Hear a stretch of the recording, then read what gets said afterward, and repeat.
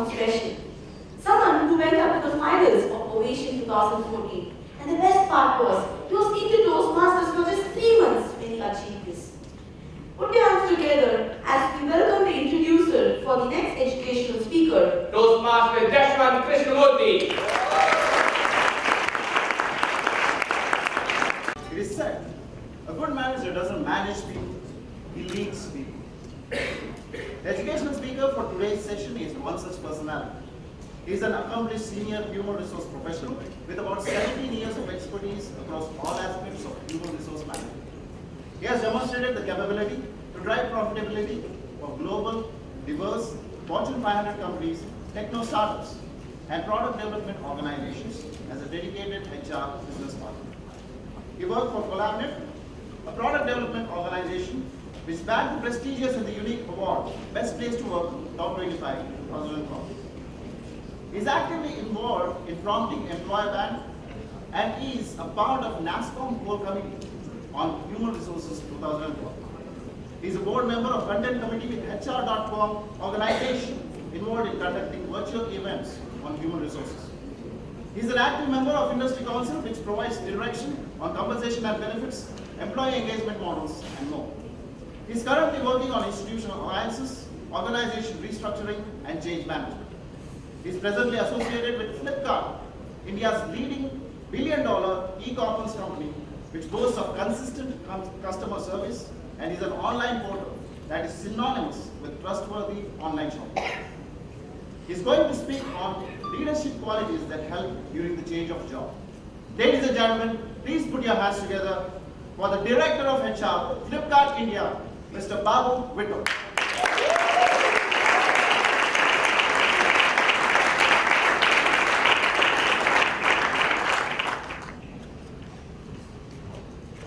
Good morning. Thank you. Partly whatever he said is not true, so don't take it seriously. I came here about half an hour before, and I was, as usual, sitting in the last bench, looking at what is happening here. Some of this I noted, I thought I'll share it with you.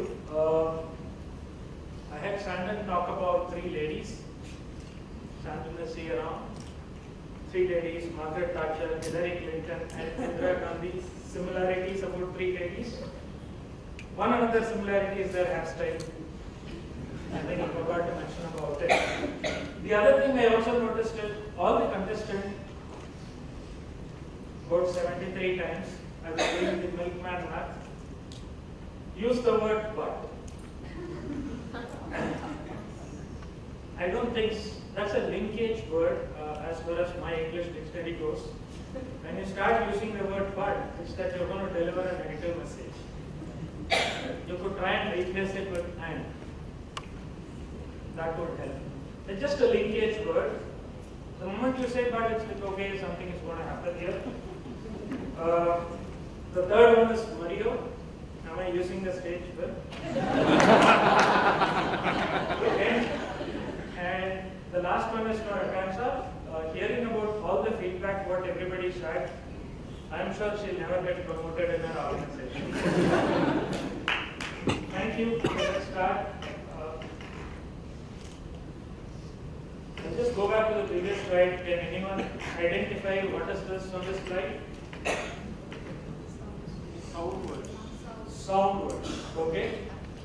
I'm expecting some more. I know it's Sunday morning, and I know I'm supposed to be an educational speaker. Reverberation. You're right. These are synonyms of reverberation.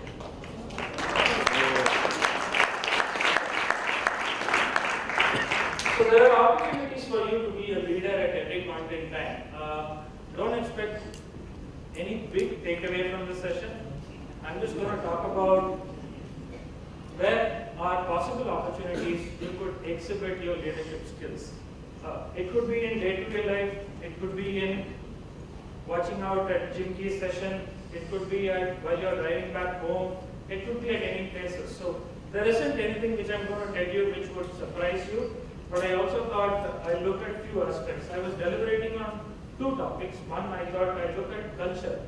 and look at culture of India and Australia, talk about cricketing teams, India, Australia, and then talk about leadership. And then I thought it's too much of cricket. Then this thought suddenly crossed in my mind. Probably I should talk about job change. We all change jobs, right? Many a times in our career, we all change jobs. And I thought I should talk about job change. What could be the possible aspects which could happen when you do a job change? What are some of the leadership aspects which are associated with a job change? And leadership is not just about a title change, right? I mean, many of you working in IT industry would know very well. You start your career as senior software engineer 1, then you become 2, then you become 3. Suddenly they make you senior software engineer also. It's not about title change, it is just about how do you approach a job change. That's my session.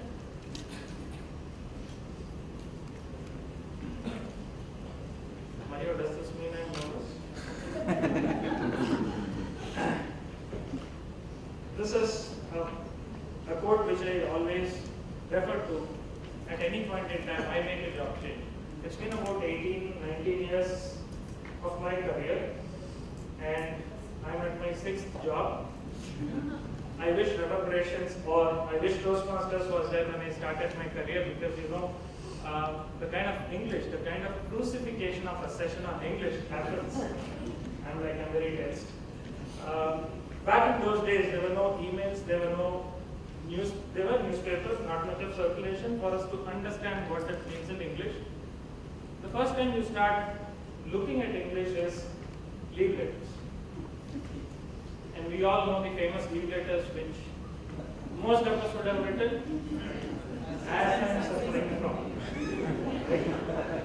So I was in my engineering college first year, did my education mostly through Tamil medium. I was like, oh, this is killing. And as usual, Madras University dropped a bomber saying that from this year onwards, you could start doing engineering in Tamil. Wow, wonderful. And here I am, wrote a letter to my principal. And you know what I wrote? As I'm suffering from English medium, please move me on to Tamil medium. Wonderful. Wonderful. And you know our principals, what they do? I was a little bit more shinier and darker, or very plumpy. During those times, I was made to stand outside in sun for about 2 hours. Probably I lost another gym during that time. And the same, as I'm suffering from, came when I joined my first job. There was campus interview, everybody got offered in my job. In my college, it was just me who couldn't get a job. This guy said, hey, there is an opening in recruitment, would you like to join? I said, okay, fine. Looks like it's fun, I can travel to many colleges. I took the job. First month, very boring, have a girlfriend, need to take a leave. What should I do? No emails, there was a memo pad. I wrote something saying, as I'm suffering from, there was around September, October time frame, Madras side. I would like to be on leave for 3 days. And here is my first manager, an important lesson she told me, go fine-tune your English to start with. If you have to climb up your career in corporate ladder, there is something which you need to do is just speak plain English. Don't you know it is conjunctivitis? I was like, I've heard this, but all I know is only Madras. That's where it all started. And the funniest part is, again, she went on probing. But if you go on date, I have an affair with this girl and I went on date. She almost fell. Like, affair? Do you know the meaning of the word affair? All of you could check on your mobiles. After the session, there's a different meaning to the word affair, right? So maybe after the session you could just go ahead and check, you'll come to know about it. I'll just move on to my session. What we do when we change our job is that we carry all our past experiences. We know something has worked in the past. Let's carry it to the new job. And ensure that we go ahead and immediately replicate what we learned in our previous experiences. Be a quick win, chase a quick win, go ahead, fix certain things, be a leader, walk the talk. All that we end up doing and let's go ahead and win in the new organization. That's a myth. Your past experience will only give familiarity to a situation. It doesn't mean you could just go ahead and replace what is existing in the organization with your past experiences. So I'm speaking here. I've been speaking in few conferences. I have a target to speak about 3 conferences in a year. This is my second conference. I need to find a good sponsor for the third conference. And can I come and say that I know this crowd, I've been in front of people, I'm going to talk, and here it is. I have all my experiences, I can just come and say something. I also heard that you clap if the speaker is nervous. Thanks for that. So I'll get those claps and move away. Definitely not. I have to do my preparation. I probably have an advantage of 30-40%. I know I have done some similar speeches, probably come up and talk to you all. But beyond that, what are the few things I need to do? Sit and prepare. It is only familiarity to a situation. It doesn't mean that you have the experience. You can walk in and you can just be a leader in a new organization. Now here are some of the things. Most of the things what you see in my presentation is taken from internet. Yeah, nothing is my idea. Some of it is my own experiences, but most of it is taken from the internet. It's an HBR article, our business review article, which talks about the moment you get into a job, what are the few things you would do. First thing you would do is, let me just go find out. Here is an opportunity, let me go fix it. Or here are some things which are just glaringly hitting my eye, let me go start questioning the organization. How can you fix this? This is not working, things are not going the right way. What are the other things we could do? So the moment you start doing, there is a beautiful word in English which says micromanaging. The moment you start micromanaging in your career into a new organization, the statistics say that on an average at every level, be it a first line manager, second line, or be it a senior level manager, for 20% of the time, be sure you will fail in your new organization. Just go with swim. There is a tide, there is a wave. Just go with the wave when you start your career in any new organization. When you start doing micromanaging, it doesn't help in any new organization. Don't do that. Here are statistics which are talking about it. This is an interesting fact which I saw. It talks about there are about 11 times in our career we change our jobs. How many of us have more than 5 times changed our job now?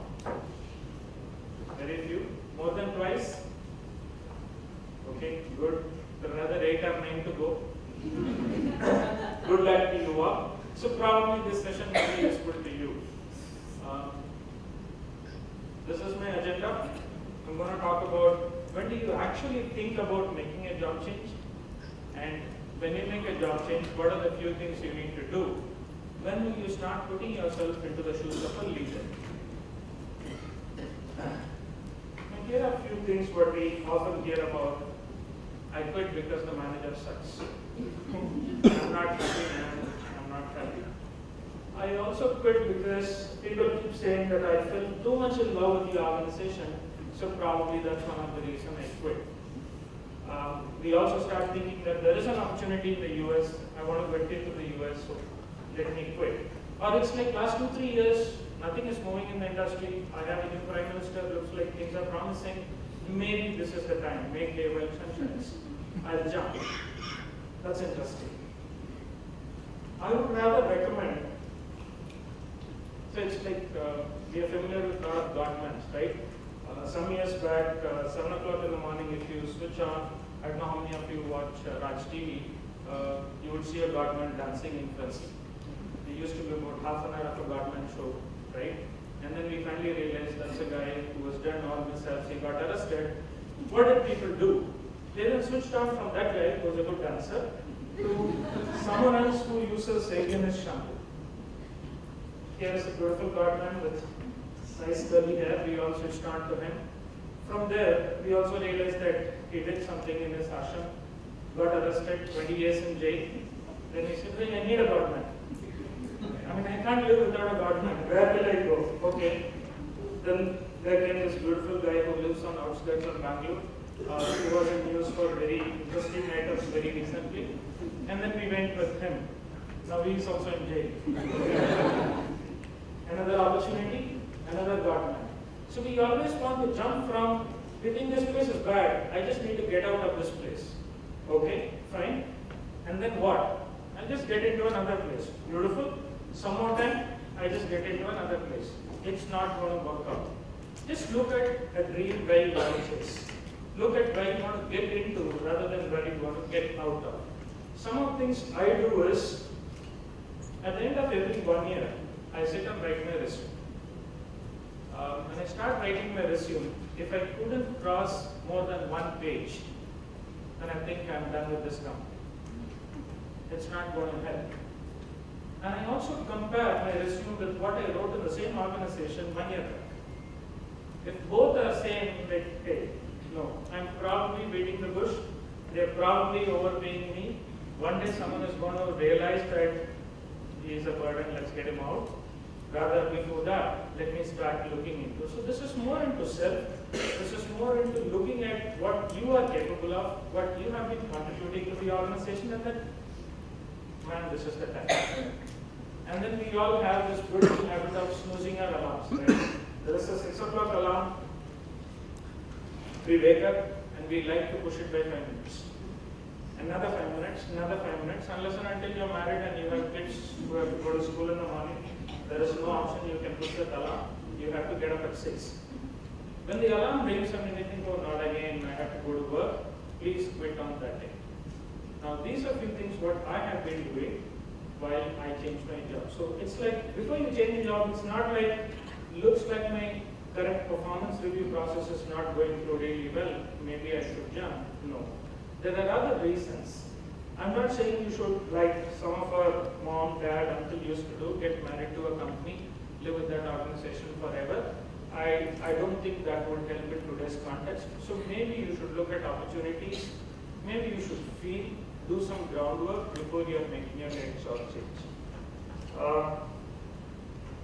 There's also another thing what I talk about. If you're a leader, you have 2 options. There is a ship which is sinking. You have an option to jump, swim, find the next ship, or you have an option to go down with the ship.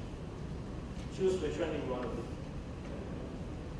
Now these are few things what you can do, what I do typically, because when you walk into an interview, what is expected out of you as a candidate, as a leader, as a manager, to do some homework.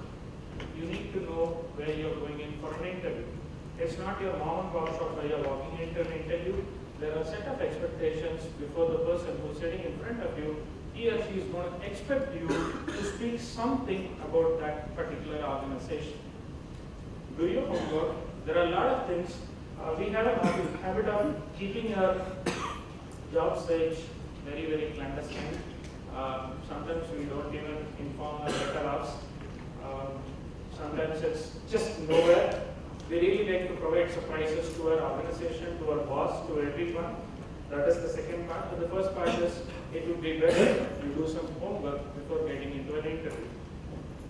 I think I'm sounding too much like a HR person, pardon me. After some point in time, the topic will change. Hopefully. What are the few things you can do?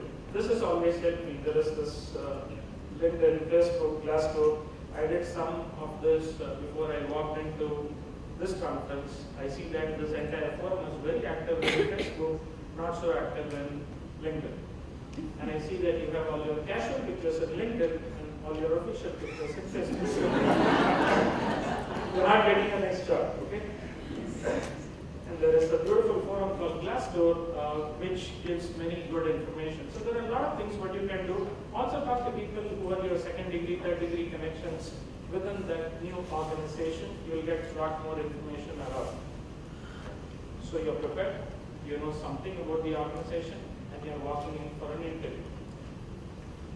This is a famous picture. This is called visualizing. This is called visualizing before you act. You might have seen golfers, more than cricketers. There are very few cricketers who do this. Come, take a ball, and then sit on the pitch. just visualize how life is going to be. I did this yesterday evening. I was sitting as usual in the last bench, looking at how GP's session was going. Little disappointed. I was expecting the same kind of introduction for me, Jim and Key. It didn't happen. But I was visualizing. That's when I felt how I'm going to be. I didn't bring any of my places, how I'm going to be off context in this particular scenario. Most of you, I don't know, in Chennai, all of you in places, how to is possible. And I was just visualizing. It helps. You see that in golf most often. Before pointing something, they just sit, visualize, how is that I'm going to hit this. In cricket, you end up seeing few people doing it, not everyone. Now, that is something which tells you about the interviewer, what is going to happen there. These are the questions which will be running in the person's mind who is sitting opposite to you. Can you gauge those questions? Can you understand what is happening there? Now, there are some other things. What you could do is, I do this very often. Most of the married men who do this very often, watching a movie in silent mode. When we listen to our wives, after some point in time, did it happen today morning? I see one lone person clapping. When there is a conversation happening, just try to mute yourself in the conversation. Try and understand what that person is trying to say. Because the beauty of a story is the untold story. That's the reason why somebody is telling you a story. There is something hidden behind that story. What is that something which is hidden behind that story? So try and watch it in silent mode. I'm not talking about Pushkar, right? That old movie of Kamal Haasan. I'm not talking about that movie. But just try and watch your interviewer or your leader. This could help you in any conversation. Don't try and watch me in mute now. But try and watch what it is. The next good technique, what I have seen some of the leaders use is setting up for conversations. What am I trying to tell you? So you go in Monday morning, walk into your office, you see your colleague, and your colleague says, "Hey, how was your weekend?" You're like, "Oh, nice weekend, I went there, Reverberations, I gave a speech," and you will see your colleague looking elsewhere. Like, okay, so what is he expecting? He or she is expecting you to ask the same question. How's your weekend? Hey, my weekend was really good. You know, I took this girl out and we had a fun. There's no beach in Bangalore, but we had a lot of fun. So it's like this person is setting you up for a conversation. He's not interested in listening to what you have to say, but he wanted you to listen to him. There are many times this happens. Yesterday, someone picked me up from the airport. I was coming through with him, and he thought I'm new to Chennai. I was just asking him, why was this little delay in coming in here? I just set him up. And then for the entire trip of about 30 minutes from airport to here, he spoke. And that's when I realized that you have to pay some money to attend this conference, or your organization sponsors you for this conference. And then I realized, I'm going to talk about job change. This is not going to go down well. If you take some notes here, don't go and share any of the session notes with your organization. They're not going to like you. You're done. You're in. You have a team. You're a manager. You're a leader. You walk into the organization. Walk in one day before. Take your car, drive, go to your office one day before, familiarize the route. As simple as that. Try and visualize your team. Team is going to be with 7 people, 8 people, 10 people, 2 people, whatever it is, visualize the team. How is the team going to look like? What is that the team is going to expect out of me? What are the few things I can do to the team? Also read between lines. There are many organizations which use this shortcuts like THX, thanks.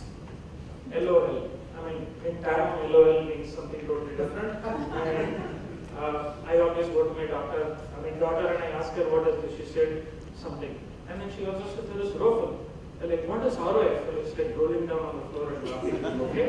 Does it actually happen? No, it doesn't happen.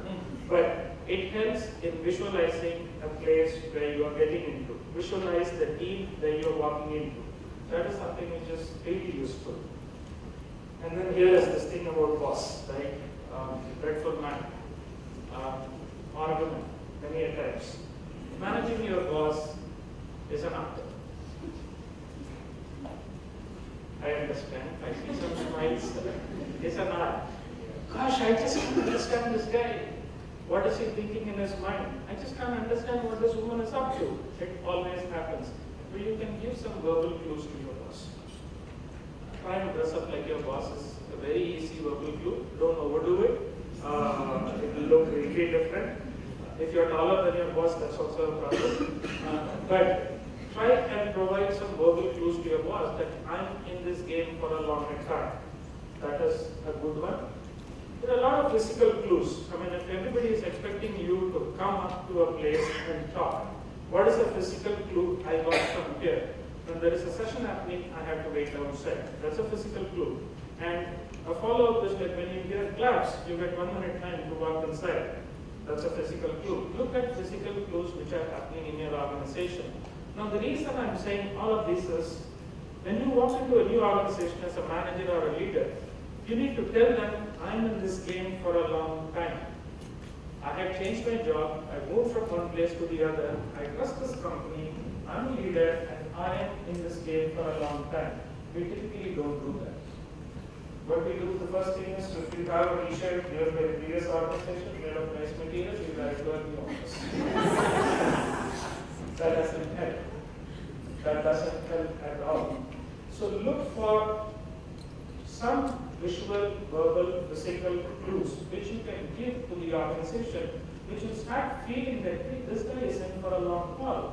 If you're traveling between two cities, probably try to move closer to where your organization is. That also helps. Because these are a few signs. There is an entire audience, there is an entire organization which is waiting for you. So even the slightest thing you do, they don't take a clue of it. Try and manage it. That's going to be very, very interesting, very important. Now here you are. One thing you need to understand, you could be a CEO joining a new organization. You could be probably the senior most VP joining a new organization, but you will be a junior when you join the company. You don't know anything about the organization, you're walking in, you expect them to treat you as a senior, that's going to happen. It is not going to happen. Please realize that it's not going to happen. Smile and thank you, it always helps. I don't have to talk about it, I think it's part of what you all have. They say some of the art about shaking hands. I heard one of the contestants talking about shaking hands. This is something which has really helped me. If you can see the color of the eye of your opponent, it will take 2 seconds. Shake your hands till then. That helps. Shake, firm, see through, look at the color. We have a habit of we drop it, right? They also say it goes more with baseball rather than cricket bat. When you hold a baseball bat, you have to put it like this. Just to check the weight of the bat. That is related to your handshake. And here is the most favorite one I have. When you introduce your name, you will definitely not remember any names in the new organization. Right? That's always a paradox. I probably remember 2 or 3 people's names in this entire conference chat. So it's always a hi, hello, and I stop at that. It doesn't help me at all. I know I need to get better at it, but it's always better. 2 things. One is, how do you ensure that everybody gets your name? How do you ensure you get everybody's name? Every James Bond says his name this way. There's proper chunking. It's always first name, then first name and last name together. There is a space of 2 seconds, 3 seconds in between, and then the name is said. I have never seen a movie where James Bond has a Bond James Bond. No. It goes with proper chunking. If you go back to our own industry, movie industry, and if you start recollecting some of the names, what has been said in our own industry, I can relate to Alex Pandian. That is a name which still rings a bell. I don't think there is any other name which rings a bell. Right? So, giving your name, chunking your name, I don't know, I tried this, my college enrollment number is not 7. It was actually 07, I added a 0 before it and I got nicely for it. That is a separate thing, but it always helps. Babu Vittal, Babu Vittal. That always helps. Somebody would end up catching some portion of the name. Nowadays everything is an automated text, so I often get, when someone sends an email from the mobile, I often get mails like, hey baby, how are you? Babu gets auto-corrected into baby, so I just can't help it. That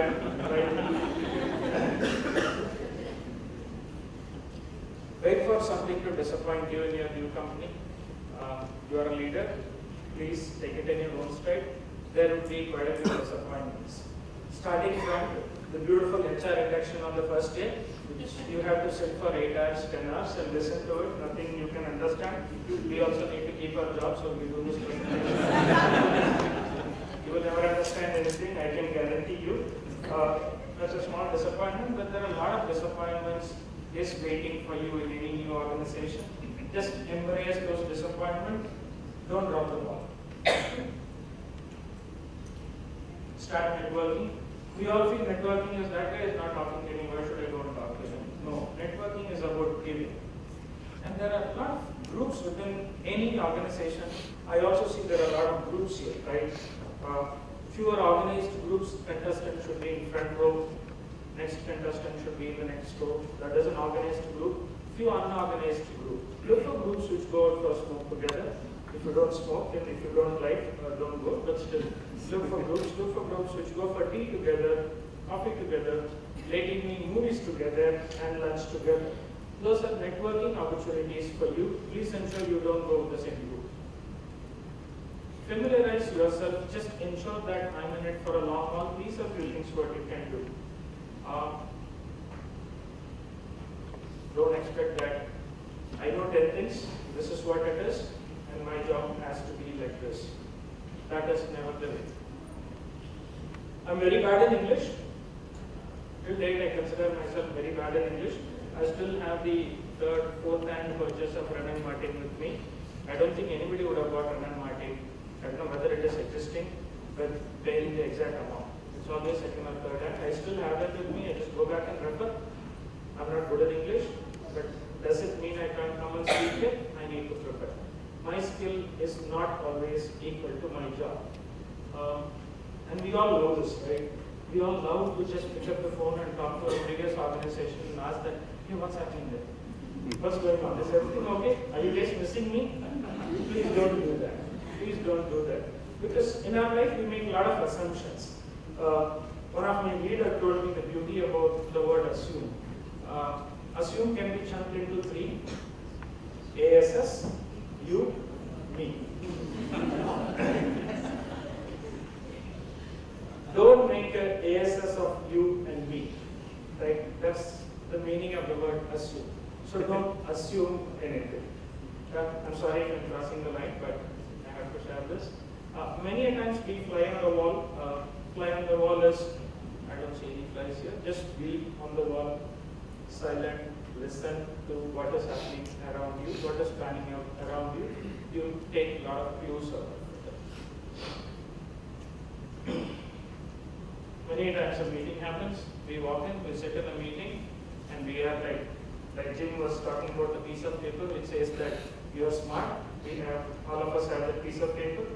Today even marriages happen based on the piece of paper. So be quiet, we understand what is that you have to talk in a meeting, when to talk in a meeting. The moment we become manager, senior manager, 8 years, 10 years of experience, we suddenly assume, sorry I'm going back to assume, we suddenly assume that I can talk now. I have to talk now. If I don't talk now, then they'll feel that I have not contributed in this meeting. All this comes to our mind. When you're making a comment in a meeting, do that at the beginning of the meeting. That's when every meeting will be free flow. I mean, there will be random thoughts. People will be coming from home, people will be just coming from another meeting. People would probably be skipping lunch and attending the meeting. The first 5 minutes in a meeting is where a lot of random thoughts would flow in. When you have to make a comment at that time. End of the meeting where every idea would have converged into a specific action, do not make a comment at that time. It doesn't help at all. Expect surprises. Don't expect everything to be told to you when you join a new organization. Maybe they are in for a takeover. Maybe they are moving a location from God knows where, from Adyar to Siriseri, you never know, right? But don't expect them to say everything to you. Please expect surprises. I have been in this place many a times. in 2006, I got an offer from a company in Hyderabad. I had an offer letter, packed, shifted, everything on the train, landed, 9th floor, same place where I went for an interview, walked in, name of the company was different. Okay, lost everything, I'm with the bag standing in front of the organization, what's happening? Oh, we got acquired last week. Okay, fine. My job is confirmed for next 2 years. That's how I took it, but don't expect your organization to tell you everything. Please be ready for disappointers, also be ready for surprises.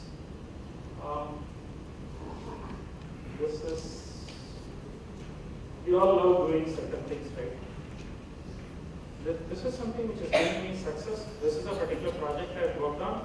Let me just go pick up that project and start working with the same company. Don't do that. It's not going to help. The most important person I have seen in any organization is office boys and executive assistants to the senior leadership team. Those are very, very important people because those are the guys and girls who can tell you the mood of your senior people in the organization. Don't take it in a cheesy manner. I'm just telling you, mood is physical working environment too. Just walk in, build a relationship with those guys, try and understand what is happening. When can I put that foot in front and walk into the door? When can I catch hold of my boss? Those are things, this is where you can get close from. This is another interesting one. I like to leave at 5 p.m. My home is 30 kilometers away, but the entire office leaves at 8 p.m. You're not a leader. You have to be there at 8 p.m. Make some workaround at home. Ensure that you leave at 8 instead of leaving at 5. We all do this, right? One day, who's going to notice me? Let's sneak past. First 1 month at least in any new job, you're joining in as a trainee, intern, manager, leader, whoever it is, it's university applicable. Go with the flow. If there is a timing, org accepts, be with the time. There are a lot of non-commissioned officers. I know most of you are exposed to military. These are people who served in the military, currently not active, but helping the military. You find these people in the office. You find these people just sitting around, making some comments, trying to create a buzz that they run the organization. Find out non-commissioned officers, stay away from them. I'm on to my last slide. This is something what I always look at when this is professional working relationship. Okay? This is something I always do it for my manager. Now, if I'm here, I'll quit. I don't love my manager, professional. Okay? I don't love my manager, the manager doesn't like me, I will quit. If I'm in any of these quadrants, I can patch up. I can see what can be done. If I'm here, it pushes me into comfort zone, which is also good and not good, but it keeps me at a comfort zone. So look at where you stand. You can do this for, probably you can start with your girlfriend or boyfriend, and then you can do it for, if you wish, you can do it for your spouse. You have to be in one quadrant, right? It doesn't help. But do it for your team. It's very simple. See where they stand. Do it for your boss. Do it for your subordinates. You can do this with anyone in the world. It's a simple one. I'm trying to mentally do it with you now. I'm done. Thank you.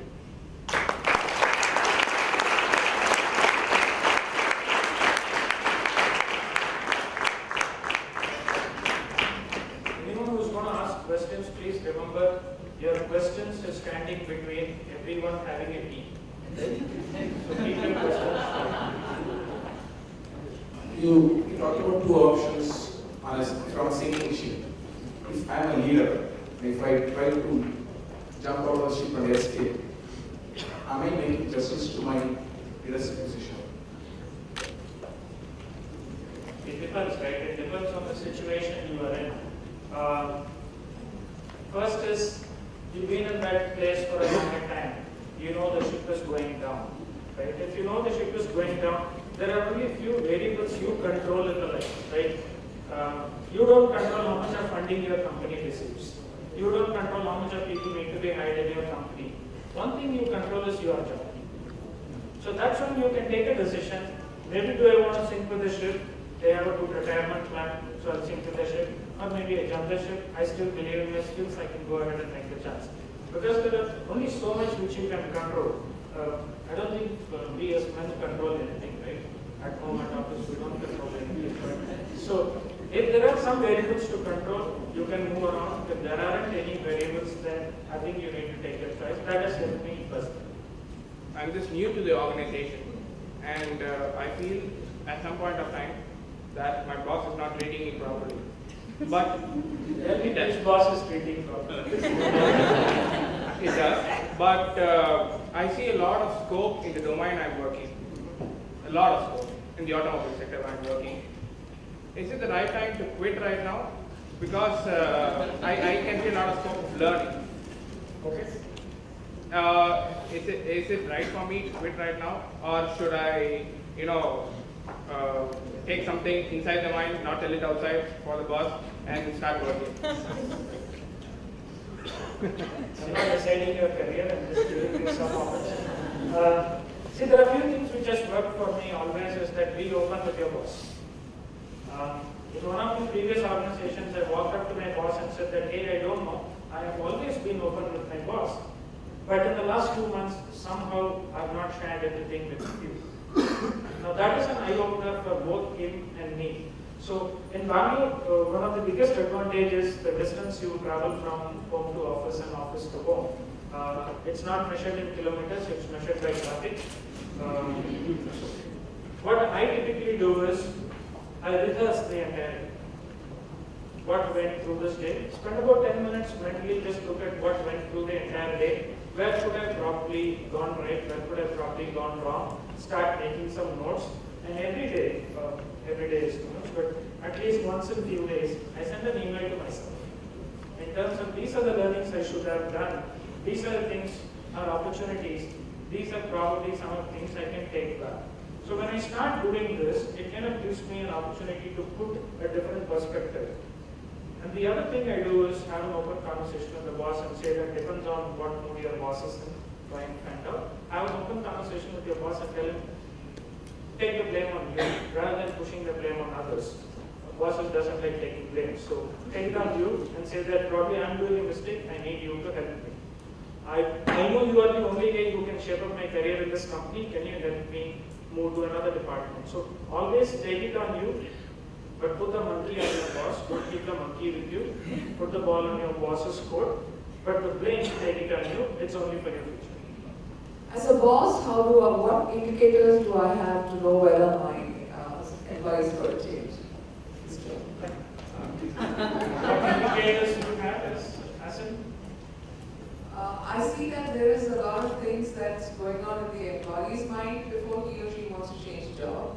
But as a boss, how do I even identify, okay, I think this person is going to look around for another job? Okay, very difficult. Not possible. But here are a few things you can do. You can encourage, I always encourage my team members to go and attend interviews once in 1 year or 2 year time frame. Just go ahead, check what is your worth in the industry, come back and tell me. If the compensation they are offering is more, don't tell me. But I can't check it, right? But if there are other things, what you see, what you learn through the interview process, come back and share the best practices. This way, they also know that either they have to scale up or they've already arrived. Create an opportunity, it's just an open culture, it is possible. Nobody is bonded with us for lifetime. There is nothing called loyalty which is existing in corporate world. They call it psychological contract, that's also not existing. It's just dollars, what is existing today. So what you can do is you can be open. You could probably tell them, look, tell them with a real intent, okay? So they shouldn't take it as a malicious intent saying, my boss is asking me to go out. But tell them with a real intent, probably you should go, attend an interview, come back. Let's talk about what is happening in the external world. These are few things which can help.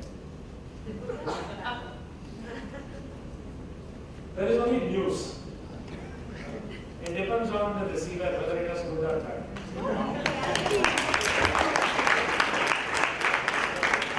Sorry, I took this line from Kung Fu Panda. It depends. Actually, it is like what you're talking about is setting up a conversation. Give the bad news first. Give it in first line. So it's like sending out an email when somebody is resigning, say that he or she is resigning in the first line, rather than he's a good guy, has been great, served the organization well. Cut it, give the bad news first. Good news can be shared at any time, but bad news also needs an environment, give it first. That has helped me, give it anyway. Good morning. The moment you jump into a new organization, you will have some people who want to know how talented you are. They know you. What do you know? Where are you? What did you do? How was this? How was that? Why this? Why not this? What would you suggest? Would it be smart to say everything, or would it be smart to wait and know what they wanted to know, then make it very slow pace? Or just confess, I know this, I don't know this. You have a beautiful weapon, which is called smiling. Just smile and say, would you mind, let's go for a coffee? Would you sponsor for a lunch? They will not be there. Will it work always? Sorry? Would it work always? It works always. Smile is the best weapon. Second one is, hey, I have some credentials. I have done something in the previous organization, but there is always something for me to learn. That is the reason why I am here. While learning, I would definitely like to partner with you. Why can't you tell me what skills you have? Turn the tape. Try it. There is nothing like hard and fast. There is nothing like fixed. The lunch sponsorship always worked. Sometime in mid of September, I took a vacation. I went for a week holiday, family trip, okay, to Thailand. The moment we said Thailand, went to Thailand for a week. This is what I told my team.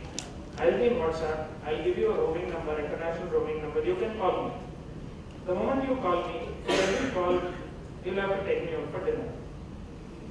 I never got a call. You can try it. Your manager loves you and you love your manager, but what if your team members don't love you? They have a nice term in town. That's what your team members will call you, Jolra, right? That's a very difficult situation to be in. Because if you don't believe in moving together with the team, and if your team starts thinking about only if you leave, I'll be able to get promoted to that level, it's a very, very bad situation to be in. Very difficult. Probably have a conversation with the team. Many things which comes free in life is one is smile, next is conversation. We are good in talking. We can just go, have a conversation, tell the team members, looks like there is a bridge in our relationship. There are tools which are available. There is something called the 5 ways in which, there's another thing, 5 ways in which you can bungle a job change. There is one article in HBR. There is another way which talks about what are various ways in which a team is built. The primary pyramid of a team is trust. Just try and find out whether there is trust existing in the team or not. If it is not existing, there are many techniques through which you can fix. I don't know, sorry, but 3 kingdoms.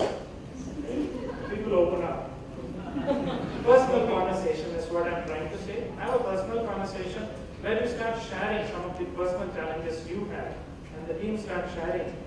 You start looking at, you start believing that there is something which is common between all of us, which is we all walk up with a lot of struggle when we walk into an organization. It's not easy. Nobody just wakes up, dresses up, walks into an organization.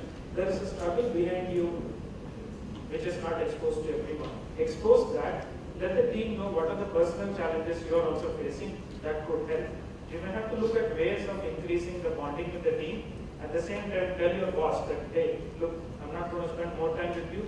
I have to spend time with the team, if possible. I'm getting on most frequently question in all the interviews. What is the reason for job change? Shall I tell the real reason, or do you have any?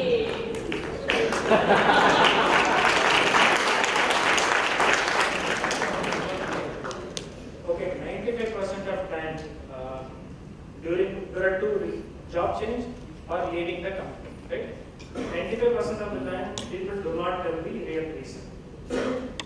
5% of the time they lie. Right? So, it's your choice. I don't think we can be so open in job interviews. One thing you can do is don't badmouth your business organization and say that I screwed my life royally, that's why I'm looking at a change. Say everything is well here. Just because I got a call, I'm here to talk to you, but my job is, and my job is really good. That's what you can do. Do not tell them the reason. And don't tell them I told you. So, any questions? This is often the last question that's asked when you have an interview. So, at least for the senior profiles, you know your JD, you cleared it with the HR before you entered, you cleared the location. So, do I just need to ask something to sound very profound? It's really something that. So that's very critical, that's a trap. Do you have any questions? Goes back to how much you are prepared for the interview. It's a trap. It always helps if you can have a good, meaningful question. It really helps, which is why you need to do a lot of homework about your organization.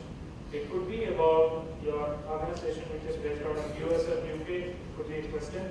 I asked this question in one of my interviews. When my interviewer said, do you have any questions? I asked them, why is that once in 18 months, your company is changing the HR leader in your company? It's an implicit, indirect question is, will you ask me to leave after 18 months? That's a question which I asked them.